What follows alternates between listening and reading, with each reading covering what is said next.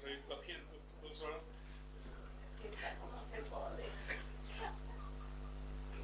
O sea, me gusta, pero bueno, o sea, Ya entramos.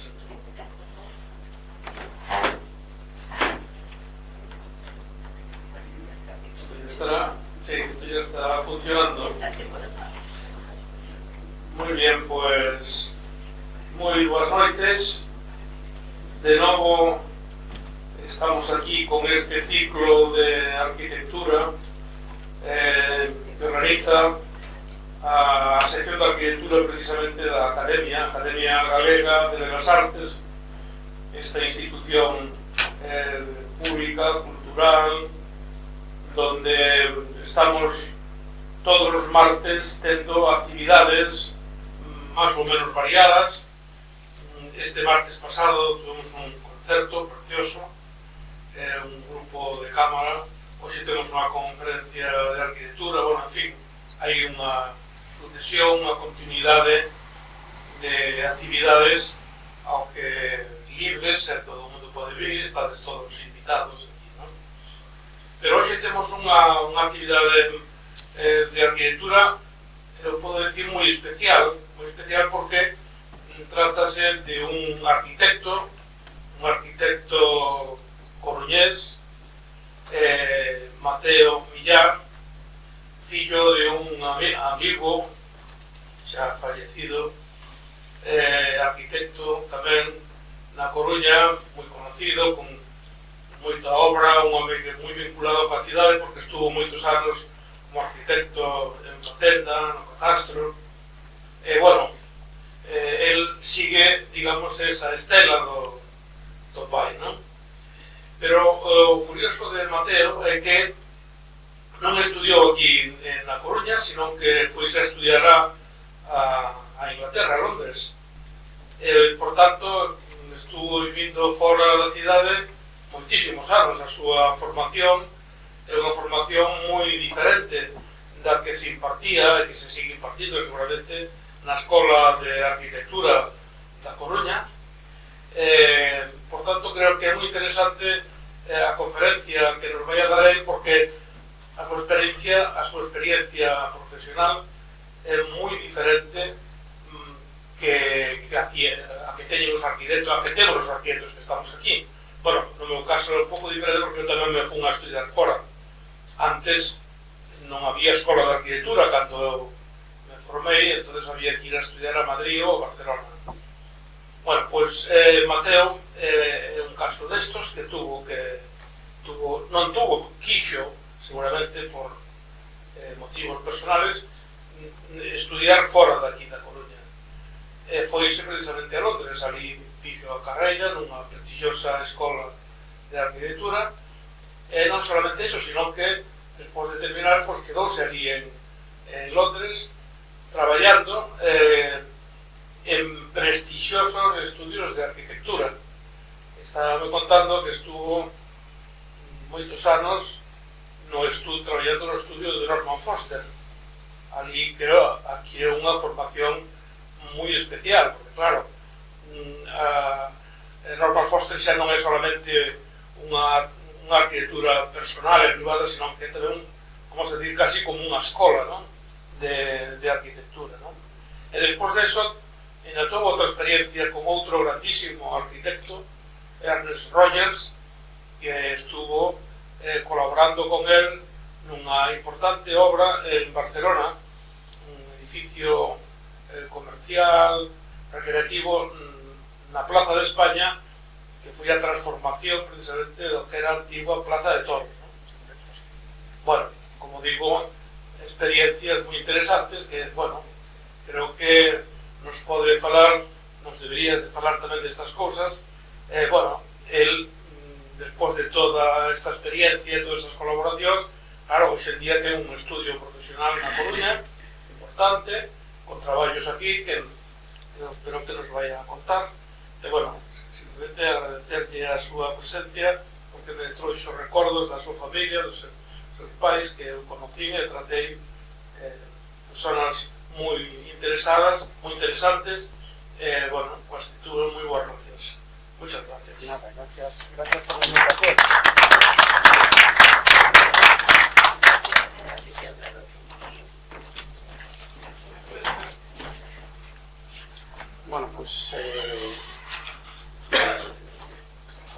efectivamente el estudio es un estudio que fundó mi padre hace más de 50 años, esa trayectoria. Como ha dicho Sean, mi padre pues, fue arquitecto de Hacienda muchos años, y de hecho su primer proyecto significativo aquí en La Coruña es la Administración de Hacienda, que se acabó en el año 73, y de la que yo soy coetáneo. Yo efectivamente me fui a Londres, estudié en la Barlet, estuve 5 años en el estudio de Norman Foster, luego estuve 3 años en Barcelona con Richard Rogers, y después de esa formación vi que probablemente ya había aprendido gran parte de lo que podía aprender en estudios de este tipo, y que donde más podía seguir aprendiendo es viniendo a Coruña y desarrollando en paralelo a mi padre y colaborando con él, pues una actividad profesional propia, ¿no?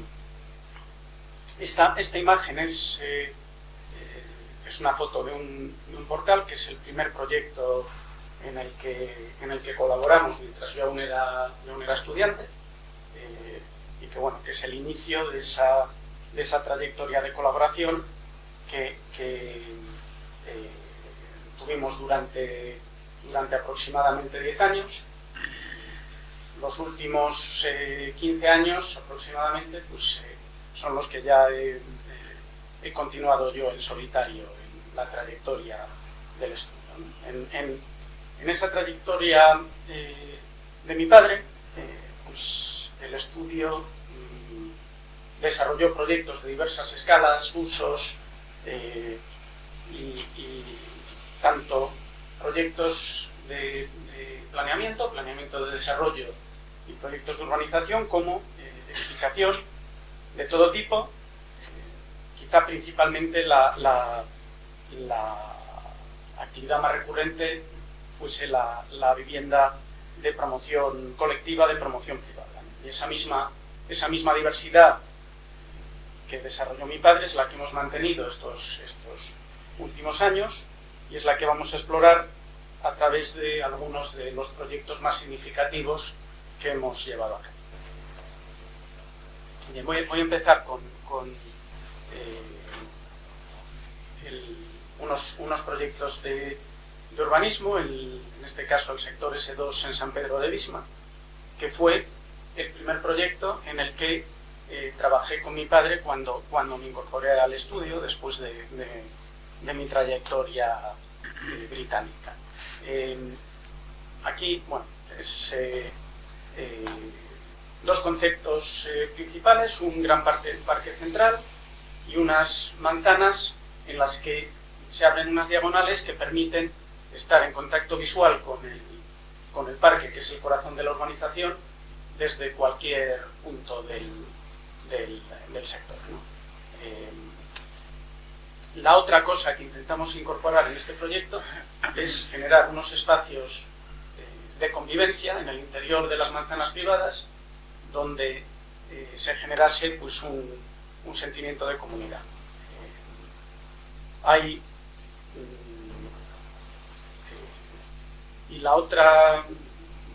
otro de los aspectos significativos de esta propuesta que estamos llevando a cabo la organización en estos momentos, y que se terminará, esperemos que el año que viene, después de un proceso de 25 años de trabajo, es que hay unos edificios en abanico, podemos ver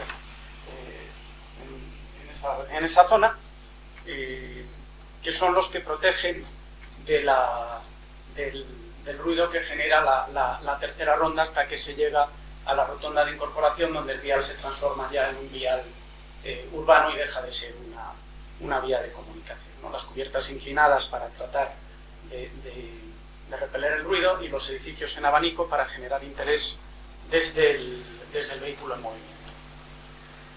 Bien, vamos a hablar de diversas escalas, y este es el proyecto mayor superficie que hemos acometido es una propuesta para generar un nuevo resort turístico en Baja California Sur, en México, en el Mar de Cortés, cerca del pueblo de Loreto.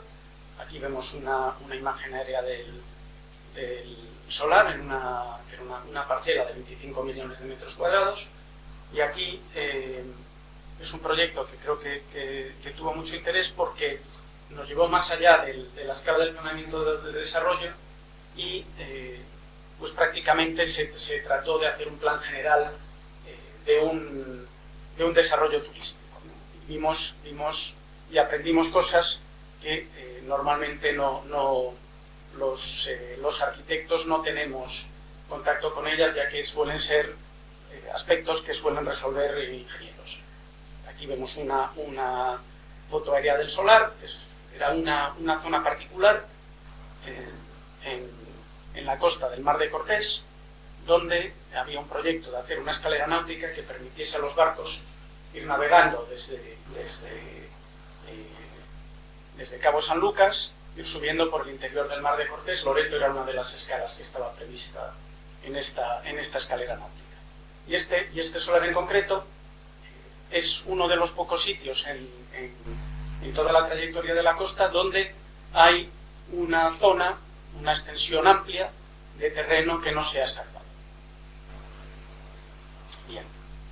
Hicimos un análisis del territorio. Había una serie de cauces, había promontorios donde era interesante poder ubicar seguramente algunos elementos, viviendas o hoteles, etcétera, que gozaban de buenas vistas, promontorios en la costa, y lo que vimos es que había varios elementos que eran críticos. En esta escala es importante el saber que vas a tener los suministros que necesitas. Entonces, una de las cosas críticas era conseguir que el desarrollo estuviese contemplado en los planes quinquenales de suministro eléctrico del país. Bien, una vez que se consiguió ese hito, pues empezamos a analizar otros aspectos como el suministro de agua, ya que este es un terreno desértico, y vimos que había la posibilidad, lo vemos ahí en esa elipse azul, de generar una presa que recogiese el agua que podía bajar por los cauces existentes en el territorio. Se planteaba una desalinizadora, lógicamente una depuradora, y todos los viales que tenían que conectar con el vial principal de acceso a la carretera, que es la carretera que conecta toda Baja California desde San Diego hasta Cabo San Lucas.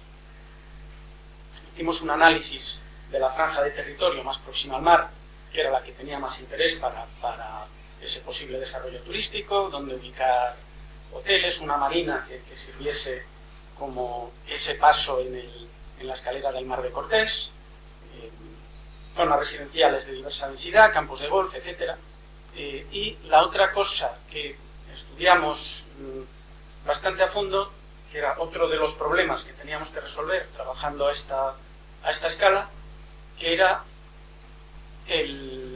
la solución habitacional para la gente, los trabajadores que iban a construir el desarrollo y después los trabajadores que iban a trabajar en el desarrollo. Y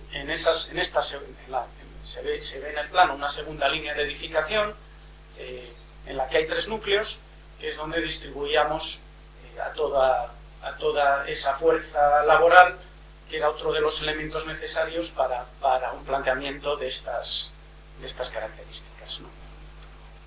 Bien, y todo esto estaba muy bien, fue muy bien. Conseguimos que se recalificase el terreno para este desarrollo, recogiendo todos los parámetros urbanísticos necesarios, la electricidad, el agua, etcétera, etcétera. Y entonces vinieron los ingenieros y cuando ya empezamos a desarrollar el master plan, nos dijeron, después de hacer un análisis hidrográfico, que el problema era que esos cauces estaban muy bien, pero que aquí lo que pasaba es que había una cuenca de captación absolutamente descomunal y que aquí llovía torrencialmente muy pocas veces, pero con mucha intensidad. Y que cuando eso sucedía, lo que bajaba por esos cauces era el caudal del río Tajo en crecida. Entonces, todo el planteamiento que teníamos no era válido y además, pues, lógicamente, la presión económica para desarrollar unas infraestructuras que consiguiesen domar esa circunstancia hidrográfica hacía prácticamente inviable el desarrollo. Bien. Otro proyecto interesante de planeamiento que hemos desarrollado esto es en el municipio de Tomiño, cerca de Bayona, y aquí lo que planteamos fue el reconvertir un monte en mano común, que era una disposición de la Ley del Suelo de Galicia, en un desarrollo mixto, deportivo y residencial, ¿no? Entonces, como aquí se ve la forma de esta especie de pájaro, que es los límites del desarrollo urbanístico conectando con el núcleo rural de Tomiño, ¿no? Es una ordenación muy orgánica, que era uno de los objetivos que teníamos, y aquí vemos la distribución de los espacios públicos. Estamos condicionados también, lo vemos en las líneas naranjas, por la existencia de yacimientos arqueológicos, y en la zona azul es donde desarrollaríamos los equipamientos deportivos. La ordenación, buscamos una ordenación en respuesta a estos condicionantes. La topografía era una topografía bastante complicada, con pendientes fuertes en algunas zonas, y lo que buscábamos era mantener el espíritu de los asentamientos tradicionales, respetando los patrones típicos de las aldeas, con la idea de revertir el declive de las poblaciones rurales con este planteamiento urbanístico de Nuevo Cuño. Bien, cuando esto lo empezamos a estudiar más en detalle, lo que hacemos es tratar de hacer que las calles dejen de ser una cinta uniforme, no existan bordillos ni aceras, y convertir las calles en caminos, creando espacios abiertos que se integren con la malla de urbanización construida y que den la posibilidad de un esparcimiento y un sentimiento de comunidad a los habitantes, ¿no? Para lograr esto planteamos tipologías de vivienda unifamiliar variadas, de diversas geometrías y con distintas disposiciones, que se van integrando en el paisaje a través de distintos socalcos que van generando estos rueiros de nueva creación, y el aparcamiento, aprovechamos esos desniveles para que todos los aparcamientos sean subterráneos y hacer que el coche desaparezca de la ordenación, ¿no? Entonces, con este criterio evitamos la aparición de una ordenación rígida suburbana en el territorio, y creamos una propuesta que se va integrando en el paisaje. Y aquí vemos un estudio que hicimos de una de las zonas de la urbanización, donde se van apreciando esas manchas absolutamente orgánicas de implantación, en las que tratamos de conseguir ese retorno de la vida del núcleo rural con esa interacción social y ese sentido de pertenencia para los habitantes, ¿no? Otra tipología distinta, hicimos, me preguntaba Sean si nos presentábamos a concursos. Hacemos concursos por invitación habitualmente. Este es el de la Plaza de las Conchiñas, un aparcamiento municipal, donde a través del análisis de lo existente, pues generamos como espacio público una elipse central, articulada por una serie de elementos triangulares, unos planos inclinados, que iban generando bancos, iban generando espacios secundarios más íntimos con el arbolado, donde integrábamos la escultura, una escultura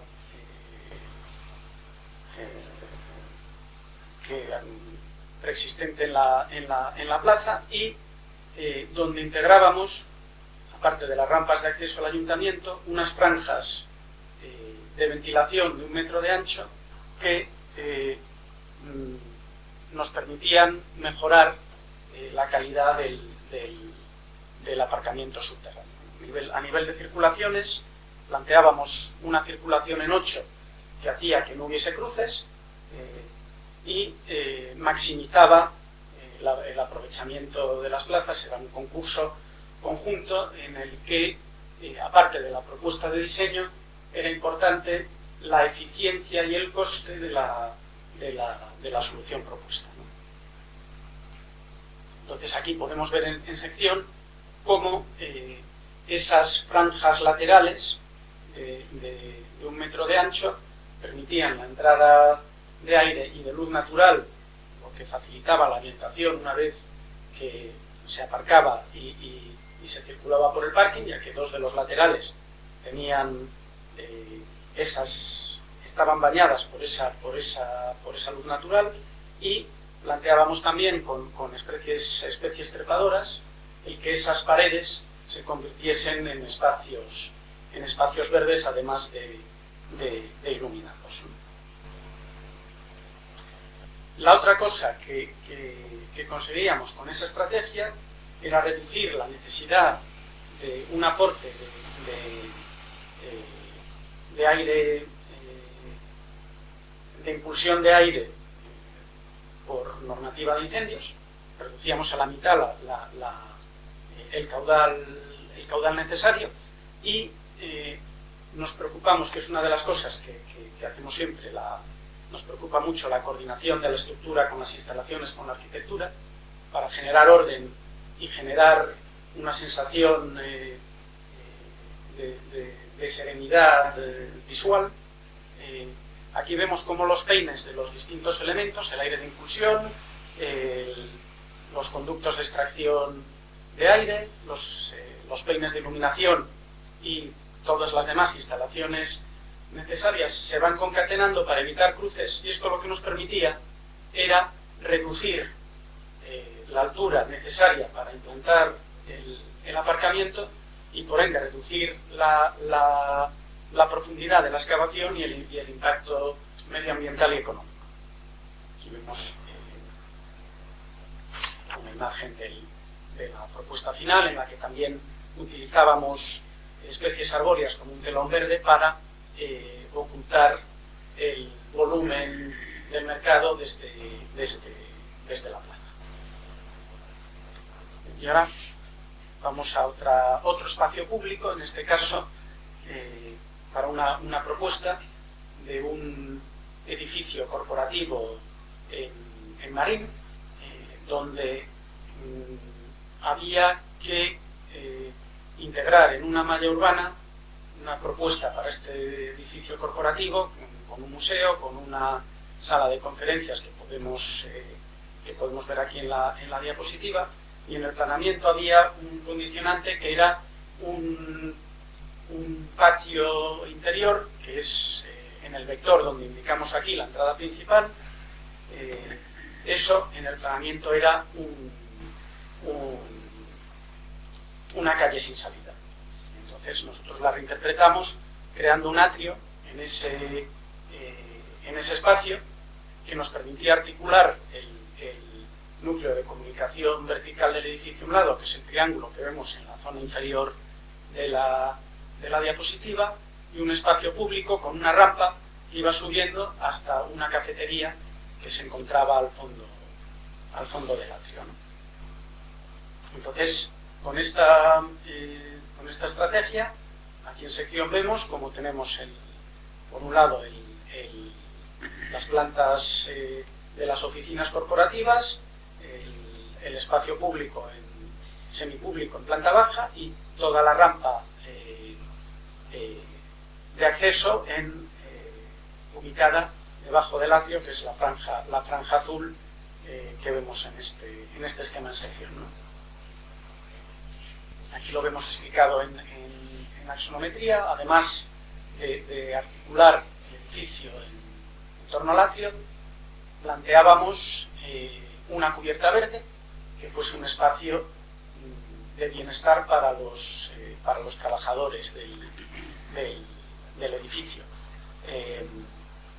Planteábamos, obviamente, elementos de protección solar en las grisoleis con tubos metálicos en las orientaciones en las que era necesario, y nos preocupaba mucho el tratar de conseguir un edificio que tuviese ventilación natural, y ese efecto, el atrio, además de aportarnos esta luz en la zona posterior de las plantas de oficinas y de generar este interés y este foro de interacción para los trabajadores. Esta vista que tenemos aquí es desde uno de los office de planta, donde se podían producir reuniones informales, y lo que conseguíamos con el atrio, abriéndolo por la parte superior, es un efecto chimenea que generaba una succión y que hacía que a través de la planta de oficinas, abriendo las ventanas, pudiésemos hacer que el aire discurriese por toda la planta y utilizar una estrategia de ventilación natural para reducir el impacto energético de la refrigeración del edificio, que es lo crítico en edificios de oficinas, ¿no? Entonces, aquí hay una evolución que explica cómo llegamos a la estrategia adecuada. Pues hay la ventana convencional, en la que tienes el problema de que se pueden generar corrientes, se mueven los papeles, etc.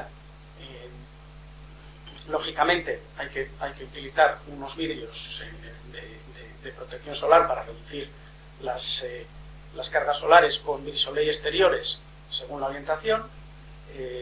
Si vamos a unas ventanas que en vez de abrirse a la altura convencional, sean unas ventanas que se abran en la zona superior próxima al techo, lo que hacemos es reducir esas corrientes y permitimos la refrigeración nocturna de las losas de hormigón que las dejábamos expuestas. Y entonces actúan como una masa térmica que nos da una inercia que podemos aprovechar durante el día, ¿no? Y finalmente, el último paso de la estrategia es aumentar la altura libre de la planta, que mejora la circulación del aire en esa zona alta del espacio y que evita que el aire cálido se estratifique sobre las zonas ocupadas, ¿no? Bien, la planta la desarrollábamos con una malla de 1,50 m por 1,50 m, que es la malla óptima para edificios de oficinas, combinándola con una malla estructural de 6 metros, malla de cerramientos cada 3 metros por si se querían generar separaciones. En principio planteábamos una solución de planta abierta, y bueno, estudiábamos distintas opciones de configuración de las oficinas, de las que esta planta es un ejemplo. Y aquí vemos vemos el atrio con ese nuevo espacio público que se genera, esa nueva calle, y la protección de la fachada sur con esas lamas para evitar que las cargas solares nos generasen problemas a nivel de climatización, gasto, etc. Este proyecto tuvo una segunda vida cuando nos pidieron que nos presentásemos a un concurso para desarrollar un suelo en Arteixo, un suelo combinado industrial y terciario, ¿no? Entonces aquí vemos naves industriales combinadas con edificios de oficinas, y la idea aquí era tratar de generar sinergias entre los dos usos. En la planta de cubiertas, en las naves industriales, utilizábamos cerchas transversales con cubiertas inclinadas para facilitar la entrada de luz natural orientadas al norte, y en las oficinas hicimos lo que habíamos aprendido en el proyecto anterior, pues lo aplicamos aquí para generar 5 edificios, que cada uno de ellos se combinaba con 2 de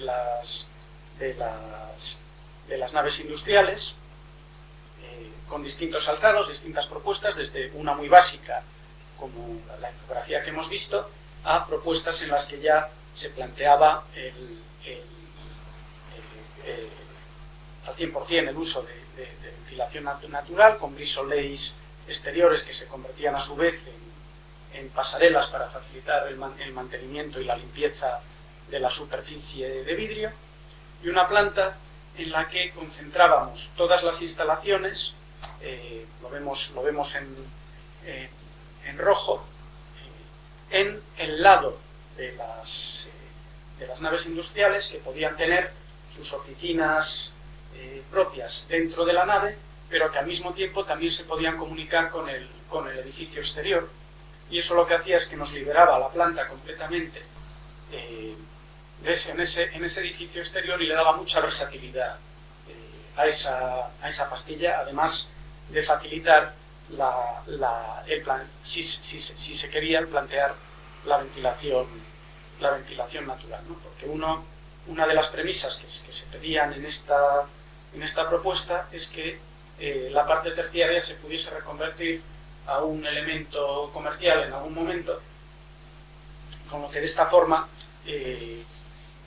facilitábamos esa flexibilidad futura del edificio, que es otra de las cosas a las que habitualmente le prestamos bastante atención. Y aquí vemos esa calle que se generaba entre las naves y los edificios terciarios, es lo que se podía reconvertir en un futuro en un mall comercial si ese fuese la demanda que pudiese surgir para que el edificio resultase productivo. Aquí vemos. Bien, otro edificio, otra tipología que son los hoteles. Aquí vamos a seguir la evolución de un proyecto para un hotel aquí en la costa de Coruña.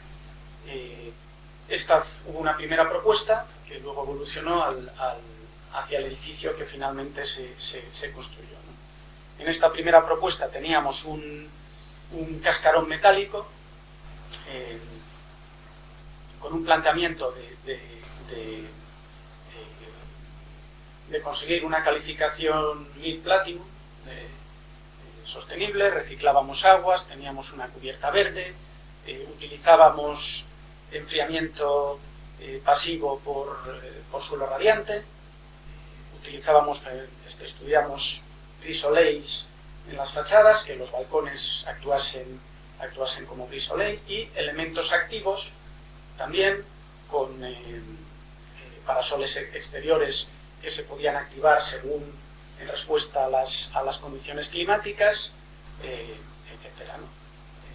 Entonces, bueno, pues era un edificio sofisticado que aquí vemos el alzado lateral. La otra premisa era el conectar, que es un edificio que está en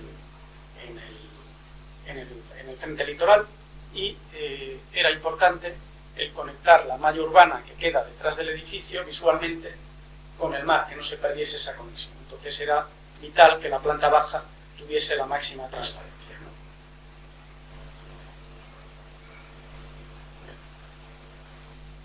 En la planta baja lo que planteábamos era una planta absolutamente abierta, en la que solo se manifestasen los pilares, y una serie de elementos modulares que se pudiesen configurar de distinta manera para dar respuesta a distintas exigencias de uso. Entonces aquí vemos digamos, la configuración tipo operativa del día a día, con una terraza exterior, con la piscina exterior, con dos núcleos de circulación, uno en el lado norte y otro en el lado sur, uno de carácter público y el otro para facilitar el servicio a las instalaciones, y esto se podía reconfigurar. Aquí vemos el diagrama de funcionamiento con esos elementos del día a día del hotel, con el restaurante, con el bar, con la cafetería, con la recepción, una configuración más nocturna para eventos nocturnos, potenciando los distintas lounge para poder tomar copas, bares, bar interior, bar exterior, el restaurante, o una configuración para una boda, por ejemplo, en la que jugábamos con esos elementos móviles y con cortinas para reconfigurar el espacio y darle flexibilidad. Aquí vemos una vista de día y de atardecer de esa transparencia del edificio para facilitar las vistas espectaculares de las que disfruta el hotel, ¿no? Y aquí vemos un diagrama que explica los dos núcleos de circulación vertical, la pastilla de habitaciones la vemos en violeta, con los gris soleils de los balcones, y con el caparazón que lo protegía, con los espacios sirvientes en el sótano, la terraza, etc. Es un diagrama que explica muy bien cómo es el funcionamiento del edificio. Aquí vemos una infografía diurna de esa transparencia, de cómo la carcasa flota sobre esos pilares, sobre la planta baja, y una infografía nocturna en la que vemos que aquí en esta versión del proyecto se planteaban 50 habitaciones, estando aproximadamente 20 de ellas orientadas hacia la fachada posterior, hacia el parque, sin disfrutar de las vistas al mar, ¿no? Este proyecto evolucionó, se simplificó, se ortogonalizó y se concentró la edificabilidad en la parte que tiene un componente más mágico, que es la conexión que permite la ubicación del edificio con el mar, ¿no? Las habitaciones, todas, son 36 habitaciones, todas están volcadas hacia la fachada oeste, que es la que tiene vistas al mar y a La Coruña, y solo se plantea una planta hacia el lado posterior del edificio, que es donde se ubican servicios del hotel, gimnasios, salas de reuniones, oficinas, etc., ¿no? La cubierta, lógicamente, se aprovecha como un espacio útil en el que se plantea la piscina y un solarium, y se potencia toda la planta baja para los usos públicos del hotel, restaurante, cafetería, etc., sin renunciar a el carácter bioclimático de la construcción, ya que utilizamos geotermia para liberar la cubierta y hacer que el edificio fuese lo más eficiente y sostenible que era posible. Aquí vemos el escalonamiento de la fachada posterior, la doble altura en planta baja, los núcleos norte y sur, y esos balcones que hacen que el edificio, todas las habitaciones se conecten con el mar, permitiendo no solo la vista, sino el sonido, el olor, la conexión con el litoral. Rápidamente, por tratar otras tipologías, esto es una solución de un proyecto de retail, de una sastrería. Hicimos un juego de luz. Las luces pueden ser blancas o pueden ser luces de colores para aportar reclamo y teatralidad. Y aquí vemos un esquema ese juego de volúmenes y de iluminación en el techo, donde se integran también todos los elementos necesarios de la planta, una zona más comercial, 2 probadores individuales, la mesa de corte y una sala de pruebas del sastre, con acceso a una escalera que facilita el paso a la planta sótano, que es donde están los espacios sirvientes, de corte, etcétera, etcétera, ¿no? Jugamos con una paleta de materiales muy restringida, es algo que tratamos de hacer habitualmente. En este caso madera, paredes blancas, la iluminación, aluminio natural y estos vidrios que son unos espejos al 50%, que son móviles y que se utilizaban para ocultar las perchas donde se colocaban las prendas que ya estaban elaboradas y listas para ser recogidas por los clientes, ¿no? La iluminación tenía protagonismo también en las paredes, y aquí vemos una vista global donde el otro elemento interesante es el diseño integral, que es algo que tratamos de implementar en todos los proyectos, y aquí un buen ejemplo son estos tótems en los que se ven los proyectores de luz para resaltar distintas zonas, que se utilizaban también como elementos de cuelgue de prendas, y que incorporaban incluso las cámaras de seguridad del local para poder mantener completamente limpio de trampillas y de accesos los techos, que es otra de las cosas que nos preocupa de forma sistemática en todos los proyectos, ¿no? Siguiendo esta escala más de interiorismo, una reforma de una vivienda en este edificio de Fernández Albalat y Jacobo Rodríguez Losada, en la que la propia ortogonalidad de la malla estructural pues dictaba un poco las soluciones de distribución, ¿no?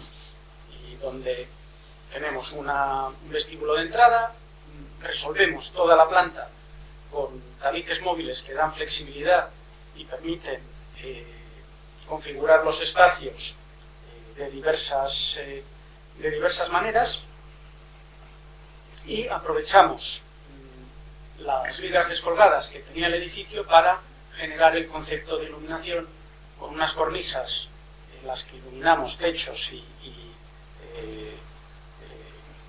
suelos con un elemento a 90 grados y que son los que le aportan personalidad a la solución arquitectónica, ¿no? Aquí vemos una imagen de la cocina con esos tabiques móviles que permiten segregar la cocina del vestíbulo abiertos, una vista más general del estar, donde vemos las vigas con las cornisas y la solución de iluminación.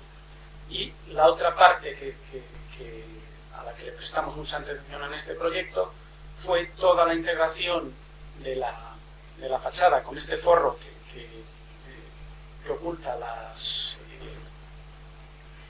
persianas, oculta unos estores de privacidad que bajan por delante de esa franja de luz, y también creamos un banco en la fachada principal en el que poder sentarse y poder disfrutar de las vistas hacia la plaza de Pontevedra, integrando los radiadores en esos huecos que quedaban debajo, ¿no?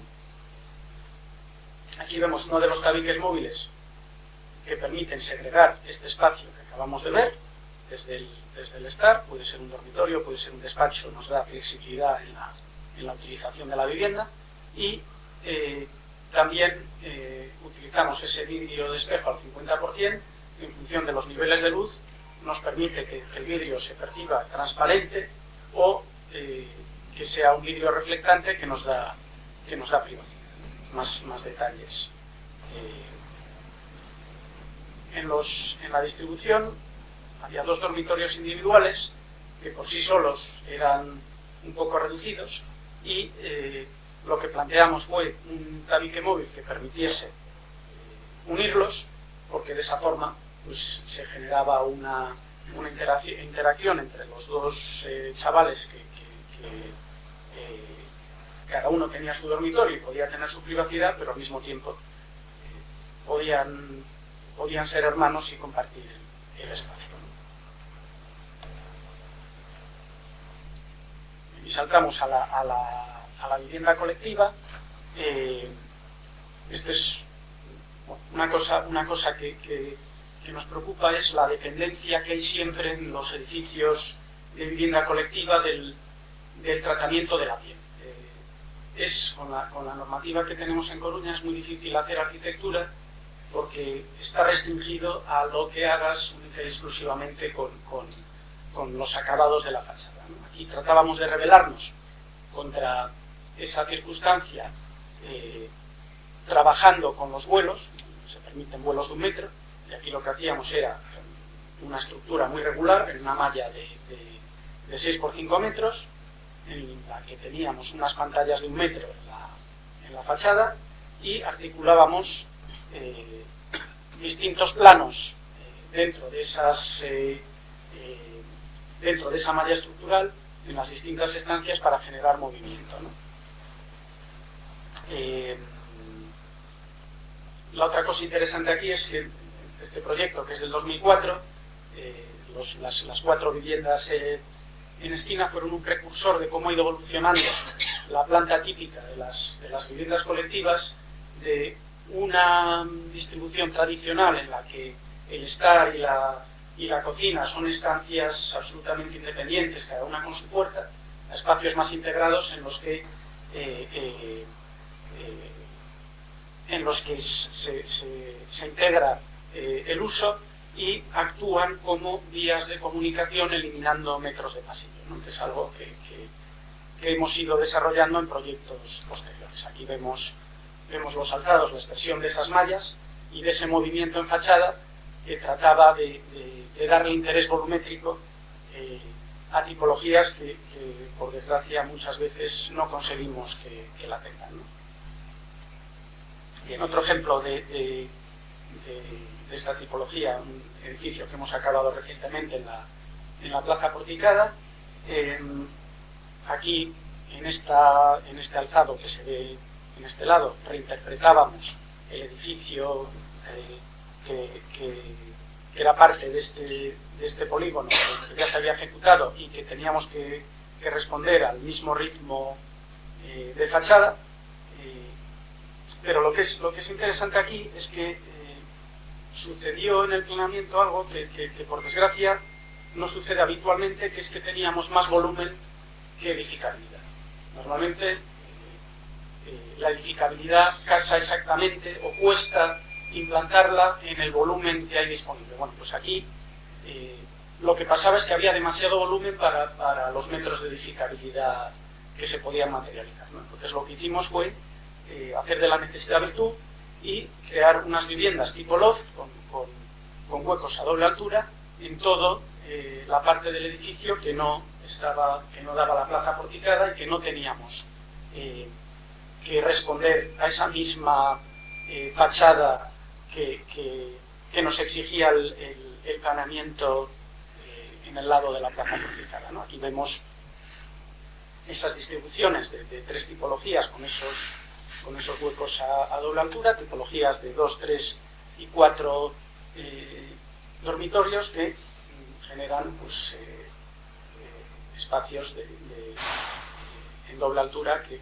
espacialmente aportan una riqueza a la vivienda colectiva que por desgracia no tiene habitualmente, ¿no? Y aquí, lógicamente, en las fachadas lo que hicimos fue expresar esa circunstancia haciendo un juego de composición y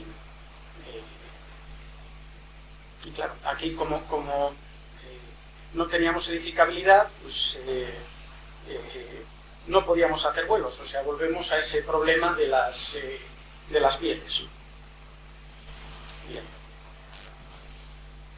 Otra forma de responder a ese problema es yéndonos al minimalismo, ¿no? Este es un ejemplo de un edificio de 6 viviendas en el que la volumetría que definía el planeamiento era una volumetría de unas proporciones muy agradables, y entonces no intentamos luchar con ella, sino expresarla con unos elementos muy simples, la misma ventana repetida de forma regular en todas las fachadas y un diedro de aluminio que articulaba los aleros y las esquinas de la edificación. Distribuciones ordenadas, tradicionales de 3 dormitorios, en las que disponíamos 3 ventanas, 3 huecos de ventana para los estares, 2 huecos de ventana para las habitaciones principales y un hueco para el resto de las estancias, con un núcleo central muy eficiente.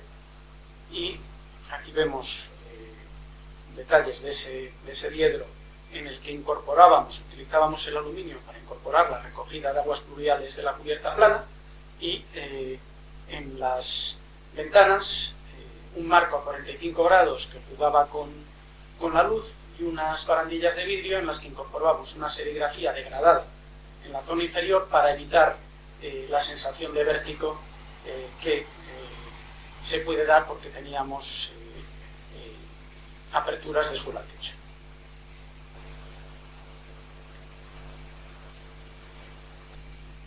Otra tipología, una vivienda pareada, en la que empezamos a introducir un juego de ángulos, que es algo que puede ser otra de nuestras características de estilo, el no limitarnos a jugar con bloques ortogonales, sino jugar también con ángulos más singulares, ¿no?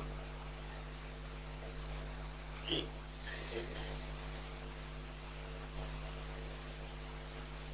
aquí vemos un detalle.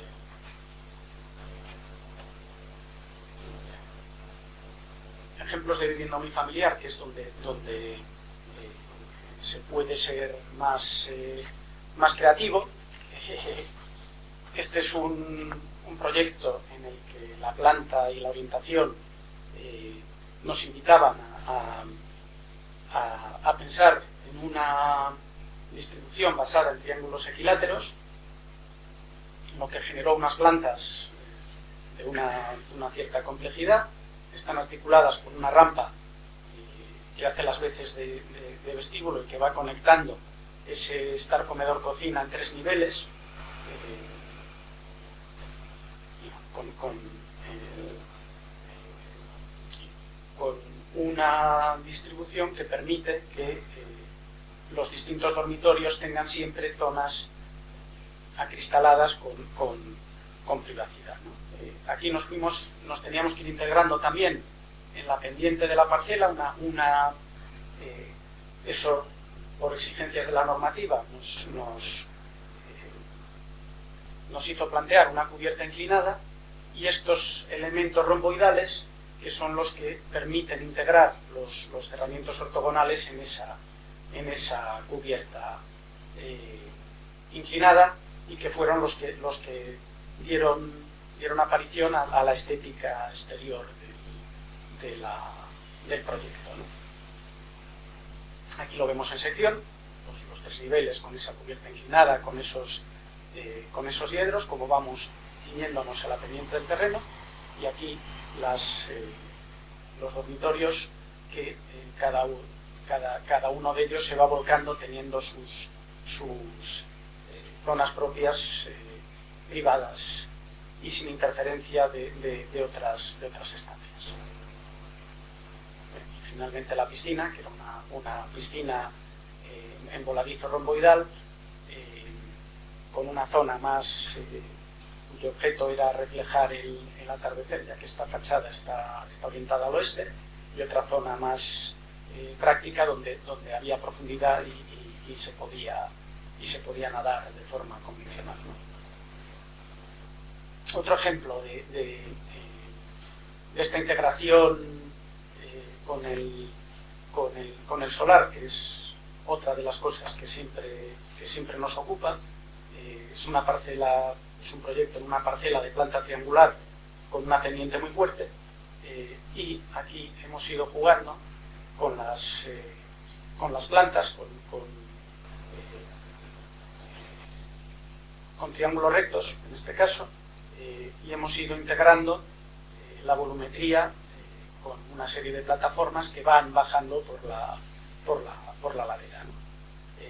Un patio interior, un lucernario, y siempre ese mismo juego con ángulos de 90 y 45 grados. Entrada al vestíbulo. La otra característica de este proyecto es que vamos integrándonos en esa pendiente, haciendo un juego de medias plantas. El vestíbulo está bajamos media altura y estamos en el estar, bajamos otra media altura y estamos en la cocina, que tiene un porche para un comedor, tanto exterior como interior, y de ahí vamos bajando a la siguiente planta, que es la que está al nivel de la piscina y del jardín, que queda más alejado de la calle, que es donde están los espacios privados de la vivienda, ¿no? Aquí vemos una vista de ese interior, de ese estar, con el patio interior, con la escalera de comunicación, el vestíbulo de entrada al fondo. Y aquí en los alzados pues explicamos un poco cómo es esa geometría, que lo que hace es crear un muro ciego hacia el lado de la calle para generar privacidad, y un alzado que se abre hacia las vistas, con esa doble altura en la zona del estar, y esa zona más privada en la planta baja. Aquí vemos el alzado lateral, explica muy claramente cómo genera privacidad la cubierta. Aquí lo vemos en 3 dimensiones y en sección. Ese juego de medias alturas, con la entrada por el vestíbulo, se baja media planta al estar, se baja a la cocina y de ahí se baja a la zona de habitaciones. Aquí vemos una vista. Bien, y nos quedan 2 proyectos. Este es una rehabilitación en un casco histórico, en este caso aquí en la Ciudad Vieja, en Coruña. Es una rehabilitación, y es el otro extremo de la escala. Hemos visto un proyecto que eran 25 millones de metros cuadrados. Este proyecto se desarrolla sobre un solar de 40 metros cuadrados. Al ser un solar tan reducido, pues tenemos que maximizar el rendimiento, y planteamos una galería que nos permita tener vuelos y ganar superficie para ubicar las distintas estancias, ¿no? A nivel de esquema, lo que hacemos es una vivienda vertical e invertida. Lo que quiere decir es que en la esquina más desfavorable del solar ponemos un núcleo de circulación mínimo, con un pequeño ascensor en el hueco de las escaleras, y en la planta primera tenemos 2 dormitorios y un baño, en la planta segunda el dormitorio principal, en la planta tercera el estar, y en el bajo cubierta la cocina. Invertimos el esquema típico de zonas públicas y privadas, buscando la luz en los espacios del día. Bien, el cañón de la escalera, al estar en la esquina más oscura de la distribución, lo acristalamos y le damos luz cenital mediante una claraboya en la cubierta. El ascensor se programa para que, si no está en uso, baje al sótano, y de noche lo que hacemos es retroiluminar el interior del hueco del ascensor con estos, para que el cañón del ascensor funcione como un fanal de luz a través del vidrio translúcido que lo cierra. En la fachada la exigencia de patrimonio era reproducir las carpinterías de madera tradicionales, y lo que hacemos es reinterpretarlas con una solución de carpintería oculta de aluminio, vidrio con cámara, vidrio de control solar de alto rendimiento, y serigrafiamos unos marcos blancos de 50 milímetros con los despieces de tipología vertical, que son los tradicionales en la construcción en este casco histórico, ¿no? Entonces eso nos permite el generar un cerramiento contemporáneo que le da confort a la vivienda sin resultar agresivo para el entorno del casco histórico, ¿no? En el interior respetamos completamente la solución vernácula, y como sistema de oscurecimiento utilizamos contras de madera. Una vez más limitamos la paleta de materiales y buscamos sistemas en los que podamos utilizar los elementos para más de una cosa, que es otra de las estrategias que siempre buscamos implementar. En este caso vemos aquí en la galería una corredera de vidrio que nos sirve para dar privacidad tanto al baño principal como al vestidor, dependiendo de cómo la dispongamos. Para generar la galería, y que no en un espacio tan restringido, no queremos tener una segunda línea de cerramiento, entonces articulamos la galería mediante esta viga descolgada que vemos aquí, que la utilizamos como un elemento de iluminación. Y el otro elemento interesante que vemos en un lateral de la imagen son los armarios del vestidor, que lo que hacemos es que sean unos armarios móviles, porque estamos tan limitados de superficie que cuando el vestidor no se está utilizando, lo que queremos es incorporar esa superficie al dormitorio principal. Y aquí vemos cómo funciona la corredera de vidrio translúcido para tamizar la luz en el interior del vestidor y generar privacidad. Y aquí vemos cómo esta edificación se integra en el entorno. Bien, y finalmente una vivienda unifamiliar singular, que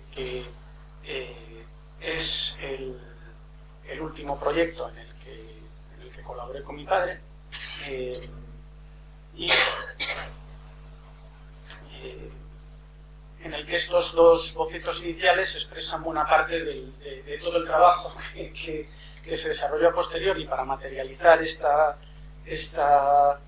edificación. La planta en forma de riñón con un porche colgado en medio de la fachada principal. Aquí vemos las infografías iniciales. Tuvimos la idea de inclinar la fachada principal para que reflejase el cielo, y eso lo que hizo fue generar esos elementos, esos montantes triangulares, para resolver la geometría de esos vidrios de esa fachada, ¿no? que luego veremos más en detalle. En la fachada sur teníamos un gran vestíbulo en el que la cubierta generaba un brise-soleil para protegernos del sol.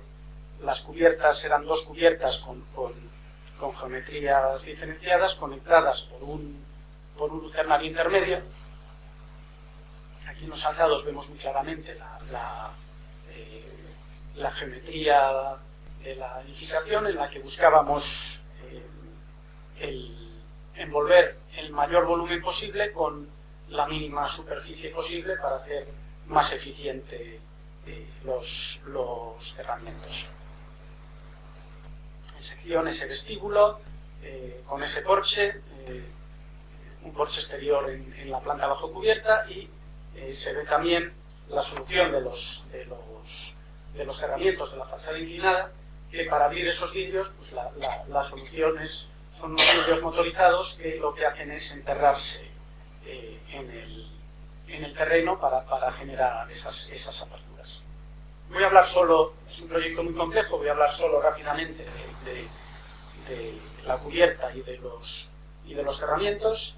Aquí vemos un esquema de la geometría de la cubierta, un esquema del despiece del revestimiento de la cubierta. Vemos un pequeño círculo con unas perforaciones en esta planta, que es la chimenea. Lo que hicimos, porque no queríamos un palo que saliese de esta superficie, fue generar un patio rehundido con chapa perforada en la superficie y que nos hizo las veces de chimenea, ¿no? Entonces es un proyecto en el que hubo mucha investigación y desarrollo para dar soluciones a distintos aspectos que normalmente los damos por sentados.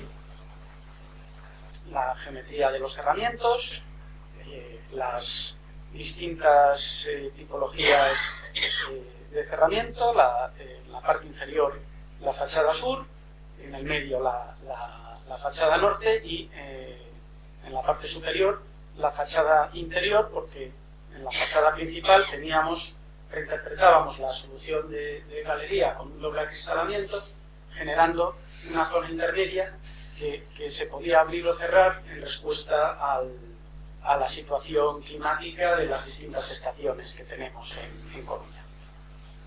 Una secuencia constructiva de la cubierta. Lo que hicimos, dada la complejidad, fue una estructura de perfiles laminados con un encofrado de tablero perdido, que a su vez nos creaba la superficie interior con una lámina de hormigón armado y por encima una cubierta invertida con impermeabilización de PVC y un revestimiento de chapa de aluminio marino. Aquí vemos muy rápidamente un detalle de los estudios que se hicieron para las geometrías del lucernario, que tiene piezas helicoidales con vidrios con doble curvatura, y aquí vemos un detalle de esa conexión de las dos geometrías de cubierta con el lucernario. Es un espacio muy importante porque los paneles del lucernario tienen apertura motorizada y nos permiten generar ventilaciones cruzadas. Este es un detalle de la percha posterior, que es el único apoyo que tiene la cubierta posterior que genera el Brisolei sobre este alzado sur, y a su vez utilizábamos la estructura como montantes para el cerramiento acristalado. Una vez más, esa idea de tratar de hacer más con menos. Y aquí vemos una imagen de esa solución estructural antes de revestirla con el cerramiento. Aquí lo vemos ya rematado y aquí vemos una vista desde la entrada al garaje. En esta pared curva del garaje hay unas zonas que quedaron muy integradas de chapa perforada, que es donde se ubica la aerotermia, que permite que este edificio tenga un rendimiento energético muy eficiente. Entre la ventilación natural que posibilitamos a través del lucernario y el uso de una aerotermia de alta eficiencia, pues el coste de operación del edificio es verdaderamente muy bajo. Aquí una secuencia de cómo se va expresando la fachada con esos elementos, esos montantes triangulares que comentaba antes, que separan los vidrios. Vemos esa línea horizontal que hay en los vidrios, es donde se produce la apertura del vidrio. El vidrio de ahí hacia abajo se desliza completamente y se introduce en el suelo. Lo vemos aquí los vidrios replegados, y aquí vemos un detalle de cómo se integra ese montante triangular exterior con la recogida de aguas exterior, con la aportación de climatización interior. Una vez que está el vidrio, cuando el vidrio está cerrado, vemos la vida del vidrio y vemos el elemento interior que reconvierte la geometría triangular en una geometría ortogonal para integrarse con los tabiques interiores.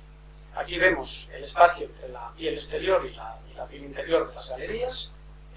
En esta zona tenemos unos tabiques móviles de vidrio con carpintería oculta que se pueden abrir y recoger. Aquí vemos el detalle de la estructura donde se recogen esos paneles de vidrio. Y aquí vemos el techo interior, que es con lamas de bambú, que tiene a su vez aislante térmico y acústico por detrás, porque dada la altura y la geometría de los espacios, la reverberación acústica era un aspecto que tuvimos que controlar, ¿no? Y en esta segunda piel vemos la integración de los sistemas, vemos la aportación de la climatización. Utilizamos el dintel para introducir unos uplighters que nos permiten iluminar el bambú desde abajo, e incorporamos todos los elementos de oscurecimiento y los gestores de privacidad que quedan ocultos en ese sistema. Y además hacemos la transición entre la geometría curva de la zona superior con la geometría recta de la zona inferior, que nos permite introducir unas puertas correderas. El vestíbulo del lado sur, que nos permite acceder al porche exterior, y una vista general de la edificación con una vista del porche al atardecer. Y para terminar, solo quiero decir que todo este trabajo pues solo es posible con la colaboración y el esfuerzo y la dedicación de toda la gente que ha trabajado en el estudio todos estos años. Son más de 40 profesionales. En estos momentos somos 4 personas. Están hoy aquí conmigo, y solo me queda darles las gracias por su ayuda y por todo su trabajo, que hace que hayamos podido desarrollar estos proyectos. Muchas gracias.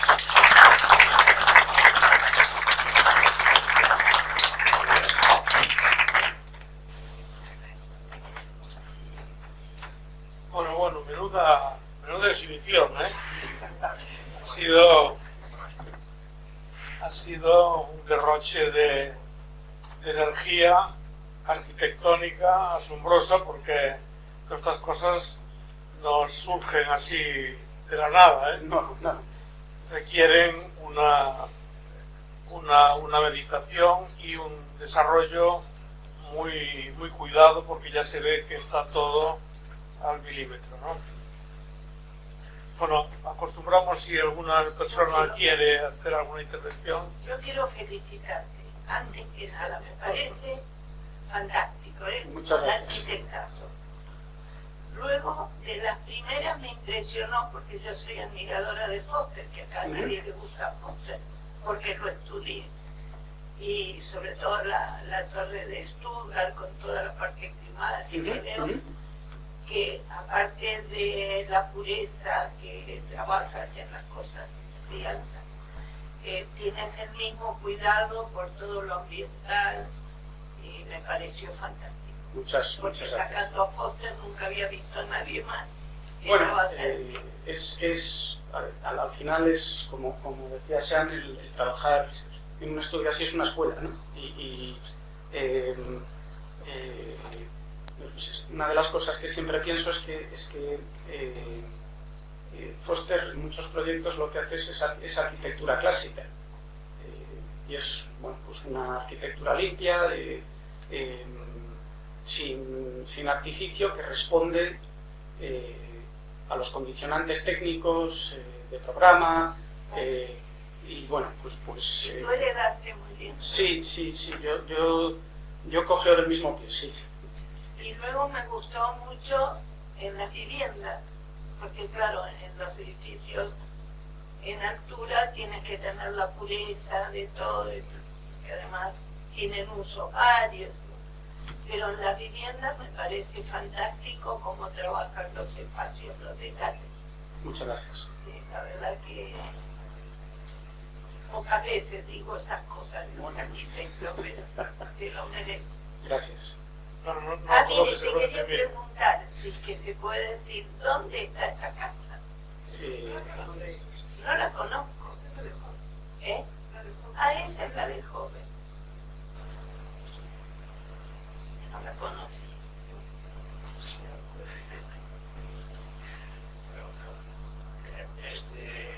Gracias, evidentemente, pero xa todo virou con esta muller, xa, como por aí. Sabes que en arquitectura podes facer todo, si que ten que ter imaginación, despois a donde vai dirixido ten que aceptalo, etc. Pero chamou a atención que falaras da Plaza de Toros de Barcelona. Eso xa non é plaza de toros. Non sigue. No, ahora es un centro comercial, sí. Es un centro, no, es un centro comercial. Está todo, parece como una casa, ¿qué utilización se lle deu a eso? Es un centro comercial. Un centro comercial. Un centro comercial, sí. E logo o de aquí de Ronda de Uceiro, donde temos o Gallar, o Gallaxiño, que chama o Ágora, iso que tal máis urbanización? Porque Pues, por aí nada máis que vin grandes transformacións de todo eso, pero vai activa. está Son obras importantes que hai que dar, moi importantes. Sí. A ver aquí, de visita turística por ali. Bueno, cuando se termine, o sea, cuando se termine... Sí, se ve, sí. Sí. Bueno, nada, o sea, hay bueno, es muy difícil porque, como he dicho, llevamos más de 25 años trabajando en esa urbanización, o sea, es... Y traballar aquí en el Cabo de Mayor que chiquito como bailado. Gracias. Nada, gracias. ¿Alguna pregunta más? ¿Alguna duda? Bueno, no sé, yo me gustaría... me pasa que, claro, el tiempo también se nos va. Es una pena porque, claro, esta coincidencia, cuando programamos las conferencias, no sabemos que si hay algún partido de fútbol o no. Y claro, justamente hoy coincidía con un partido de la selección española, ¿no? No sé, yo también, lo mismo a Miriam, no sé si la conocías, profesora en la Escuela de Arquitectura muchos años. Yo creo que nos has dado una lección, ¿no? Porque efectivamente hemos visto, yo por lo menos, ¿no? Estaba muy pendiente de ver si verdaderamente el haberse formado en una escuela diferente, con una tradición arquitectónica, constructiva diferente, eso iba a influir en los resultados, ¿no? Efectivamente, yo creo que sí que influye, ¿no? Hemos visto cómo esta preocupación por el detalle, esta preocupación por la tecnología, esta preocupación por la ventilación, por el aprovechamiento de los recursos naturales, el agua, el viento, etcétera, está muy presente en la arquitectura y al final se agradece muchísimo. Se agradece desde el punto de vista arquitectónico, pero también como usuario. Yo creo que esas cosas acaban siendo muy importantes y muy definitivas, ¿no? Yo conocía de tus obras pues estas viviendas, esta vivienda de Puerta de Aires, que sí, correcto, es esta vivienda pequeñísima, de una planta de 40 o 50 metros cuadrados, tan bien aprovechado, tan bien organizada. Esta vivienda que has explicado, este huevo, ¿no? Porque este platillo volando, inquietante, porque realmente es una arquitectura tan apartada, digamos, de lo que es nuestra tradición, no solamente nuestra tradición vernácula, sino nuestra tradición moderna, ¿no? que verdaderamente llama mucho la atención, ¿no? Y es una gozada ver cómo se han ido resolviendo todas las cuestiones con ese cariño, con ese mimo, con ese detalle, que claro, que supongo que también los usuarios de esa vivienda lo agradecerán, el esfuerzo que supone el poder realizar una obra de ese calibre, con la enorme dificultad que tiene en todos los aspectos, ¿no?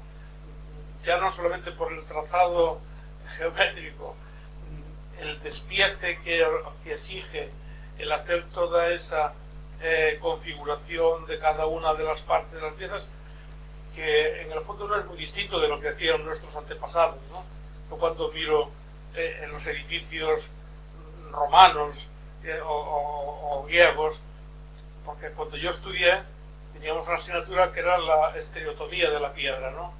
El arquitecto tenía que darle al cantero el dibujo, la forma exacta de cada una de las piedras que entraban en el edificio, que no eran todas iguales, que había muchísimas diferencias. Pues yo creo que esto es una cosa parecida, ¿no? Yo creo que has tenido que dar las plantillas que daban los arquitectos para las construcciones en piedra, eran así, ¿no? O sea, con un detalle exquisito. Pues yo creo que tú has tenido que dar la plantilla de cada una de las piezas de carpintería que intervienen en la configuración de las fachadas, en el despiece que es de todos los elementos de cubierta, pero no solamente de esta obra, vamos a decir, muy singular, yo creo que difícilmente repetible, ¿no? Porque evidentemente son obras que hay que pensárselo para volver a hacer de nuevo, ¿no? Porque el esfuerzo que exigen es tan grande. Yo que no he hecho obras tan complicadas, pero a pesar de eso, las pocas que he tenido dificultades, el esfuerzo que exige al arquitecto es una cosa excepcional, ¿no? Que normalmente el público difícilmente lo agradece, ¿no? Pero bueno, yo creo que a lo que iba, ¿no? La influencia que ha podido tener o tiene en tu arquitectura, tu formación, creo que está patente y se agradece, ¿no? Es una pena que el proyecto este que has explicado del hotel no haya podido materializarse la primera versión, ¿no? Que era una versión muy londinense, ¿no? O sea, vamos a decir, y bueno, tampoco creo que desmerezca tanto la solución segunda, que, bueno, con otros criterios diferentes, pero que también responden a planteamientos muy interesantes, ¿no? Bueno, yo te quería agradecer en nombre de la Academia pues que hayas venido y que nos hayas deleitado, digamos, con estas obras tan interesantes, y que yo creo que aquí tenemos a la directora de la Escuela de Arquitectura de Cesuga, que he visto que ha estado muy atenta a todas las explicaciones. No sé si quieres decir alguna cosa, si te ocurre algo. Ella es profesora de Historia de la Arquitectura, no sé. Nada, solo felicitarte por la exposición que has hecho. A Mateo he tenido la ocasión de conocerlo porque nos ha visitado en Cesuga, y además tenemos la suerte de que una que está aquí a mi lado, que es María Varela, que se ahora trabajadora del estudio de tecnología nuclear. Coincido completamente con todo lo que ha dicho Felipe Casabella. Es evidente que el lugar donde nos encontramos nos incluye aquí una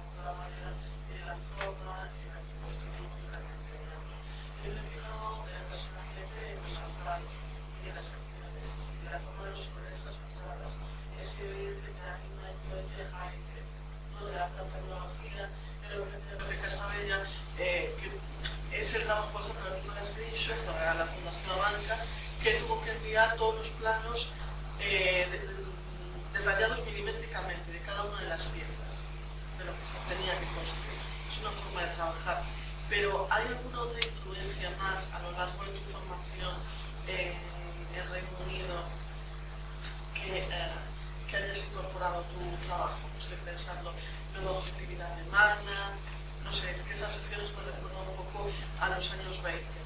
No, yo creo que es más que apunta un poco a lo que estaba diciendo Casabella, ¿no? Que es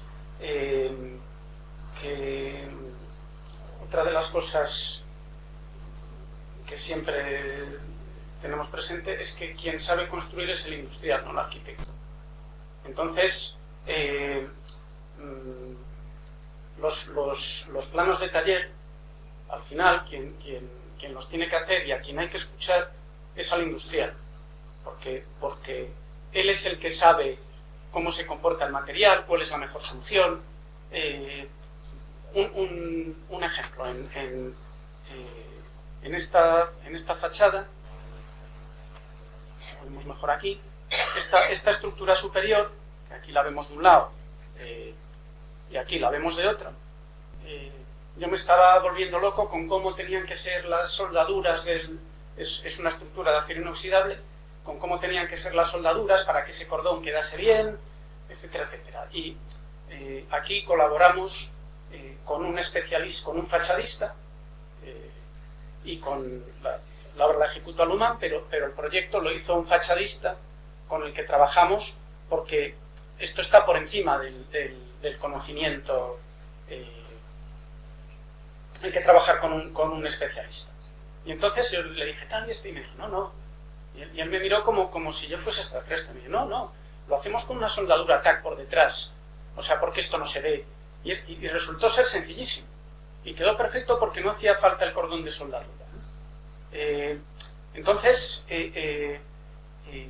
al final, en Inglaterra el arquitecto dirige, coordina, tiene el concepto general, pero trabaja con muchísimas consultorías y con muchísimos especialistas, que son los que van desarrollando el proyecto, tanto a nivel de consultoría como a nivel de industrial. Entonces esa forma de trabajar sí que la he importado para desarrollar soluciones de este tipo, porque si no es imposible.